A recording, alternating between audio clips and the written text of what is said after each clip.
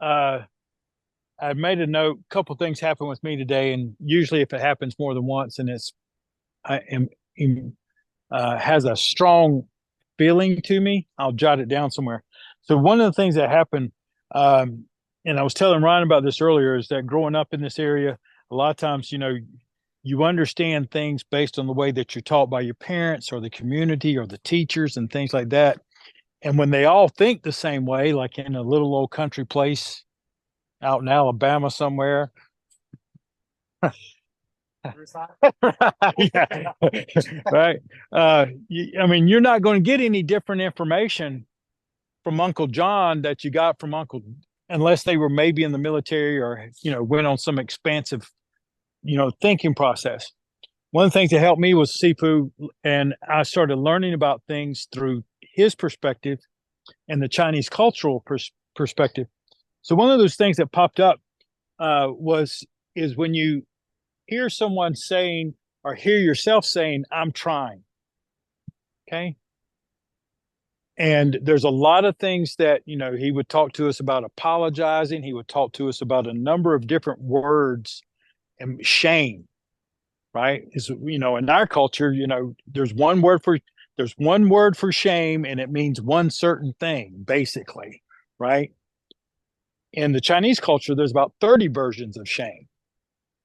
And they're productive shame, right? It's not a bad thing. If you're responsible for getting the water for the village and you don't do it and you don't feel ashamed that you didn't do what you were supposed to help everybody else, you deserve a whipping, right? Well, you should feel shame for not doing what you're supposed to, right? But the word trying, usually in Chinese culture, when you see that character for to try, it also means the same character. It means to test or to experiment. Okay. It does not mean committed. It does not mean determined, right? That's a whole different character. So when you hear someone saying that I'm trying, pretty much it's lip service. They're going to bail out on you just as soon as times get tough. And sometimes you'll have to check yourself. Are you going to bail out on yourself? Y'all hear me say it to Chris Gallagher, some of the other folks occasionally, when they tell me, "Hey, I'm out on vacation." I'm like, "Well, you don't take a vacation from yourself, do you? Just your own personal responsibilities. Did you do your posting? I don't give a rat's ass where you are. Sorry. You're not, I mean, I don't want to hear I'm trying." When you think about what you want to do sometimes, if you really want it, don't try. Make a commitment. Practice it regularly. And the things you may not necessarily achieve that goal, but you'll get a lot closer to it with that attitude as compared to the trying attitude. All right. And that was one of the things that, came up in my practice today. Uh, I was telling Ryan, a lot of times you don't have to think about what it is you want to talk about. Nature will present it to you. Right. So let's do the next part, which is a little posting.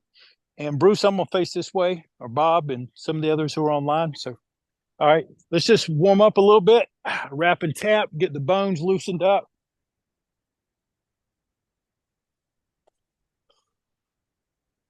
What a beautiful, I can't believe it's June. I mean, it's just been so nice this spring already.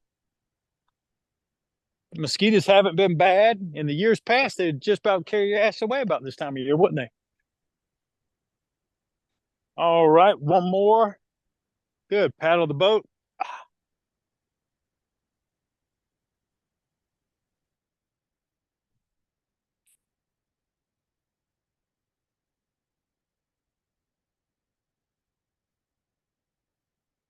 Good. Feet together. Make a prayer hand. Little boy prays. Take it up. Lift your ribs up. Fold the hands back behind the head. Drop your nose to down towards your toes. Then try to drop your nose down in a straight line, which means you got to roll your back bone by bone.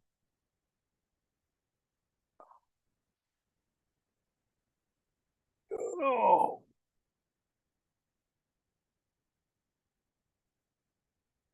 and unfold your hands toward the earth. Who knows? You might even touch some grass one day there, Ron, if we come out here after a couple of good rains and the grass gets a little taller. Yeah, right. Oh, let's see how Ron will come out here like he does the sunlight. He'll be throwing fertilizer in a little section. All right. Roll the hands out to one side. Yeah, right. Oh, and I packed a tape measure in my bag. Maybe this coming next few weeks. Go to the other side. We will start doing a little chin to toe check. See how far away people are on their chin to toe. Come back to the front. Hands above your knees. Lift your face.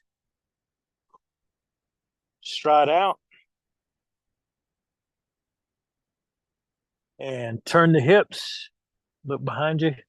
It's been a few years since we did the chin to toe assessment, hadn't it been, Ryan?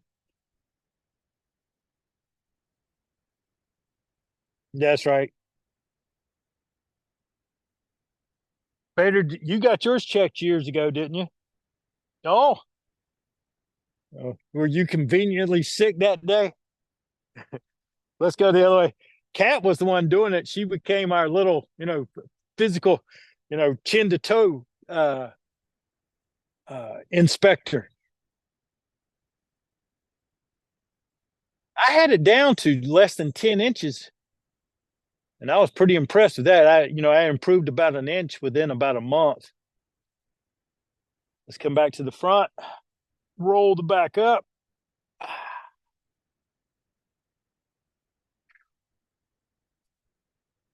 Well, let's find out. Okay. All right, little chin to toe. If you haven't done chin to toe before, let me give you a little instruction. If you haven't done it, probably the best way to do it is just take one foot, turn it out about 30, 45 degrees. And remember that the object of the exercise is to stretch out the hip space. So if I put out my left foot, I'm trying to, in this case, I'm trying to open up the space in my left hip, right? So I want to first elongate the spine as if I'm trying to get my chin down on my toe. And you will feel it wherever you're supposed to feel it. Could be in the calf, could be in the hamstring, could be in the lower back, could be right there in the hip. And it's normal. What did you say, Ryan?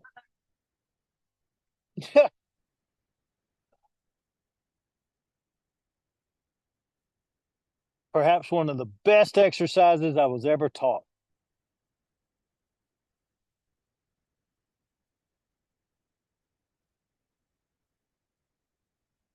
I have a dream that one day I'd actually be able to do it. I'm just literally going, okay, getting there, baby.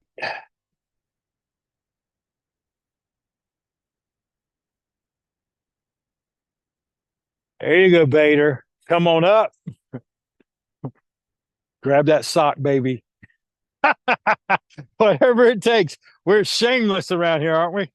Hey, it's all about the effort, right? All right. I'm just taking a moment. I'm stalling. That's right. So that the little stars that I was seeing while I was coming up start to go down a little bit. Whew. All right. Other side. Oh, great leg. Shorten for me. Oh,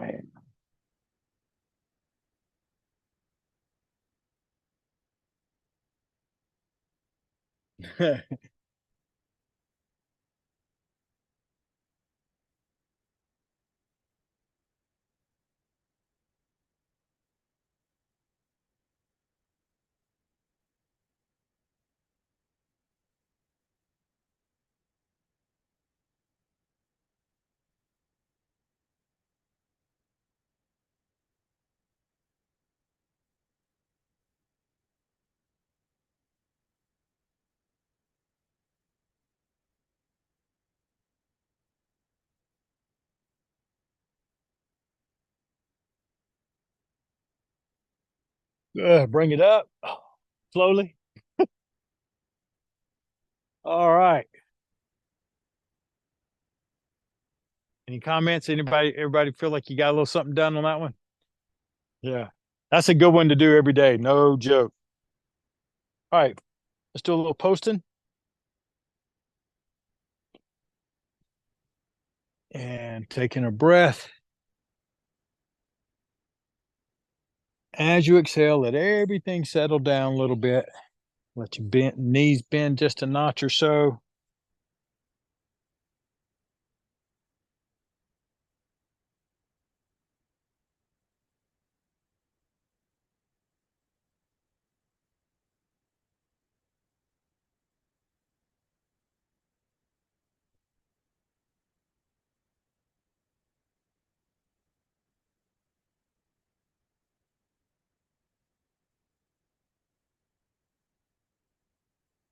Check your balance.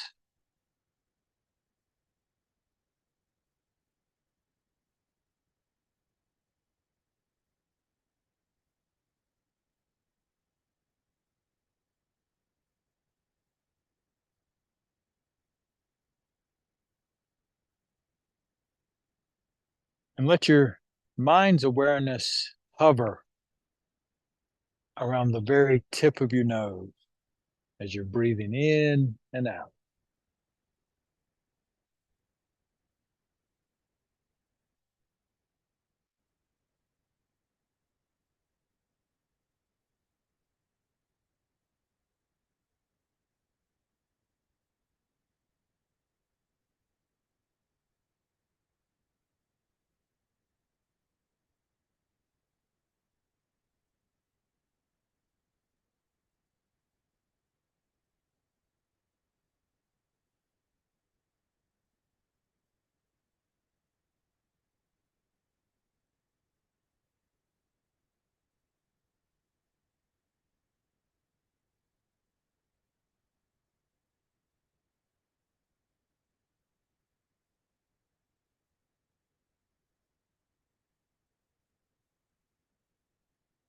When your mind hovers there at the tip of your nose, you'll start to develop a multi-dimensional observation of the breath, the velocity that it enters and exits the body is adjustable.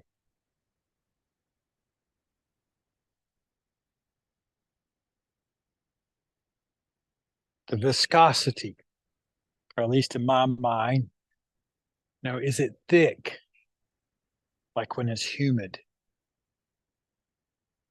or very thin, like when it's dry?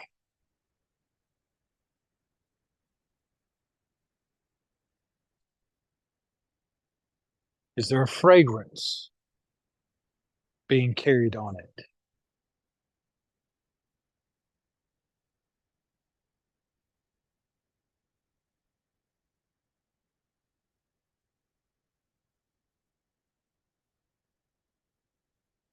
As a boy who grew up out on the farm and we didn't have a clothes dryer, I remember putting my nose in the clothes and loving the smell of sunshine as the clothes hung out, as compared to coming out of a dryer.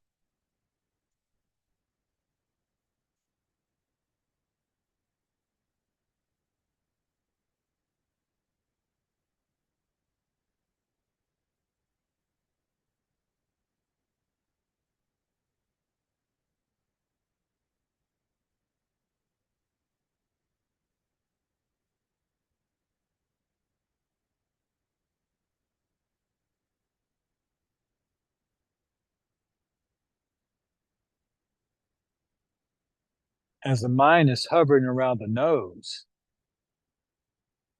allow your ears to hover in the back of your head, top of your neck, so that all the sounds that you hear out here in the park are entering from the feng chi, right there at the base of your head.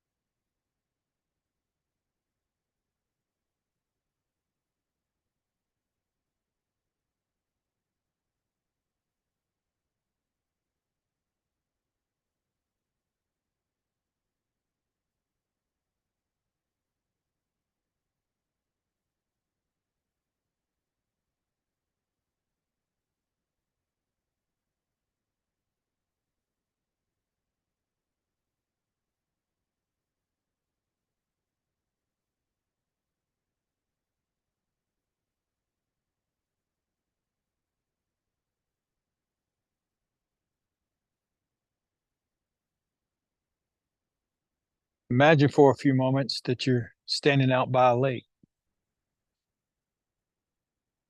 Perhaps it's an early morning where you could see the morning fog, morning mist just hovering over the water.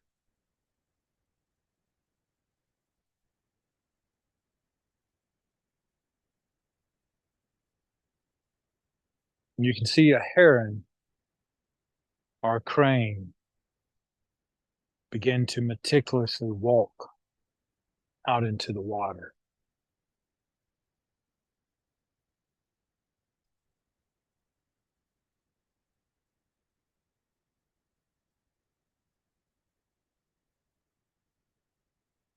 Every step it takes,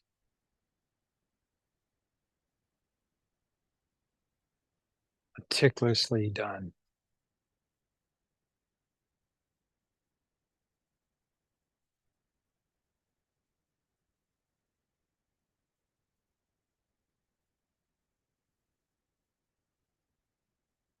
Till it decides to settle down.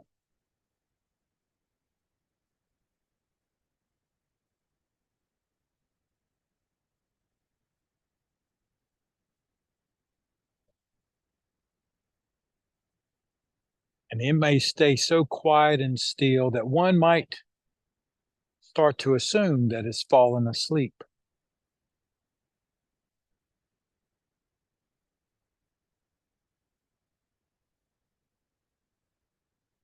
And then without hesitation, it strikes into the water.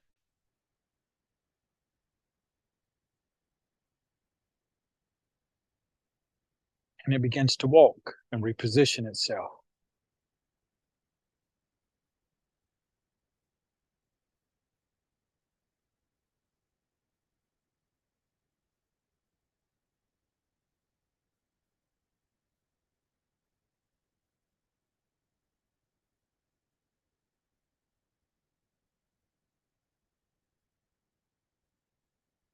What if we were to take that lesson that the crane has given us, following the Tao, following nature,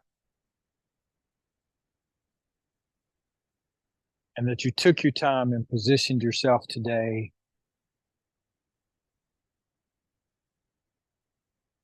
to create yourself an opportunity?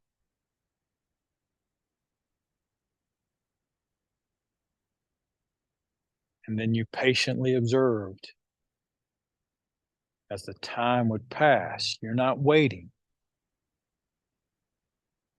You're poised and ready.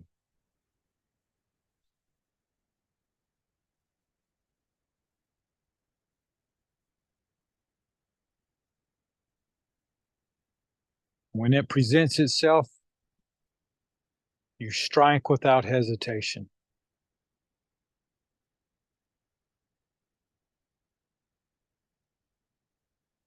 And whether you were successful or not, you reposition yourself for the next opportunity.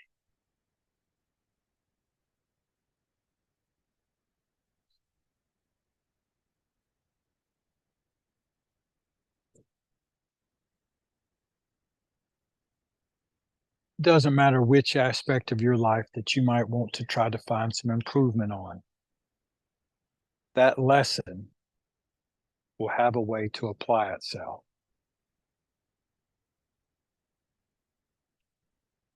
We do it to improve. The crane does it to survive.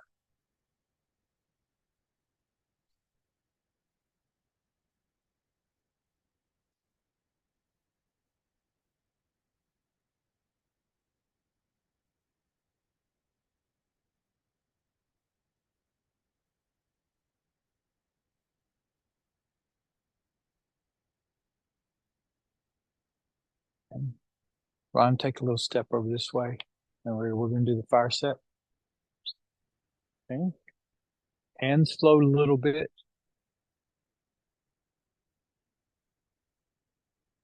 Settle down.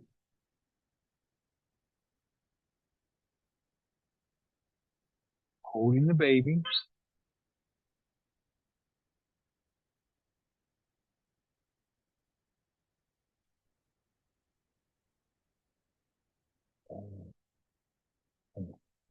Sliding forward a little bit, holding the baby, stepping out. Turn that rear toe in a little bit. Good. Reach out, roll back. Good. Hand float, toe, knee, one little bump, and then pressing. Wash the back of your hand as you sit back. Exhale. Then hold the moon and sitting back. Check your forehead. Try not to overthink it. Keep it smooth. Turn. I can hear Sifu Chin saying your face should be as calm as if you were reading the best part of the newspaper. Hold the baby. Step out. Turn that rear toe in a little bit.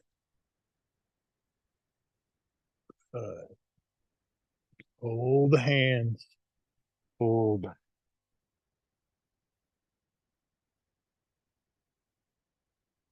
Pressing. Wash the hand. Hitting back. And out. Good. We're going to slide over and around, turning it, scoop and loop into the single whip. There we go. Lighten the hands, let them float up.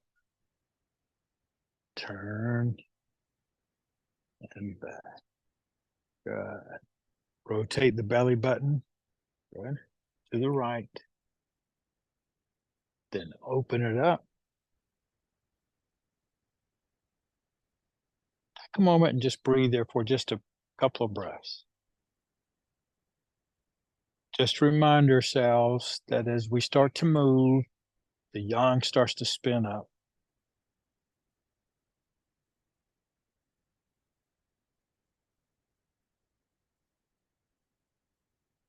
So the hands return to neutral as the toe rises.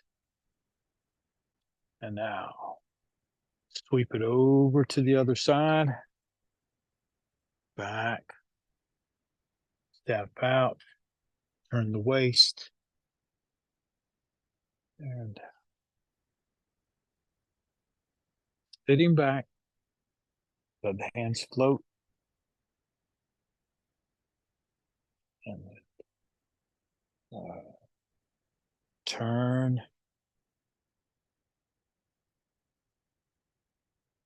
Open. Crane cools wings. Good. Hands return to neutral. Toe rises. All right. Set 3. Listen to the seashell as you turn. Remember that lesson about the arms. Keep them by the lungs.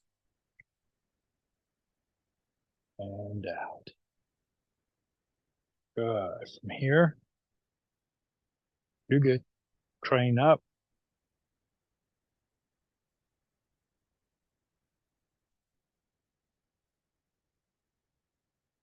Stepping back. Hand left. Good. Now, turn. Listening to the seashell. Turn the waist. Good.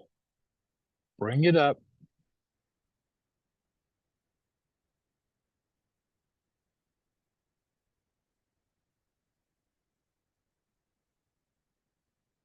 Good. Now back. And hand left.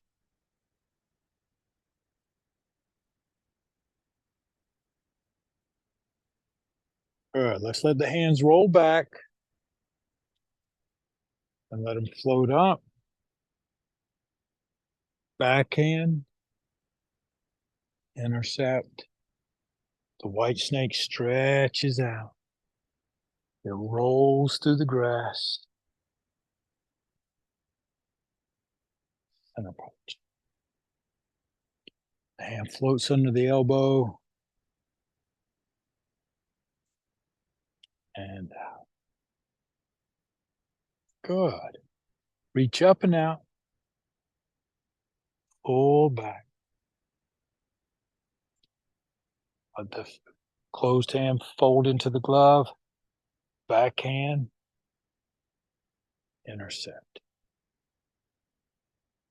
White snake stretches out.